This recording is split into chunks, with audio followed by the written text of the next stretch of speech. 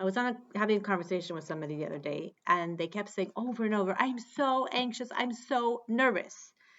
These are very human emotions, yet it's not exactly a description of who one is, right? It's how you feel, not necessarily who you are. You feel anxious, you not are anxious. You feel nervous, you not are nervous. So each time this caller kept saying the word anxious, anxious, nervous, I kind of started to feel anxious, nervous, anxious, nervous. The conversation was kind of like very anxious. So then I asked, what if instead of saying anxious, we use the phrase not calm? Not to negate the feeling, but just to sort of like not magnify it, not to like put the emphasis on the negative, to maybe sort of like reword it. So it was interesting because the moment we started saying not calm, the conversation actually became much more calming. We see this week's Parshat Noach that the Torah comes and tells us of all the clean animals you should take for yourself, 7 pairs, male, female, and the animals that are not clean, take 2, a male and its mate, the female. So the Gemara comes and tells us the way that the Torah describes it is very wordy.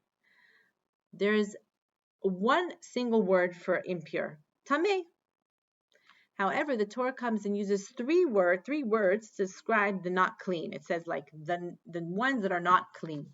Why is this? Because it answers the Gemara to teach us a very important lesson about basically how to express ourselves, to use positive language when we're expressing ourselves, when describing people's situations.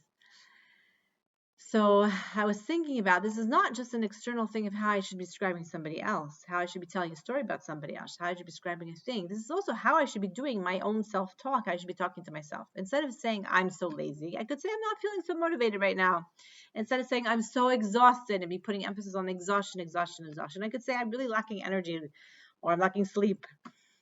Instead of saying, oh, this is impossible, or the person is impossible, situation is possible, I could say, okay, right now, maybe it's not within my reach. So you see, what we say is as much as important as also as what we don't say. It teaches us so much that the words we choose really influence us so much. And the conversations that we have with ourselves influence ourselves so much. So with that, I wish you a Chodesh Tov. And we should just have like a lot of blessing to use the right words at the right time. Chodesh Tov.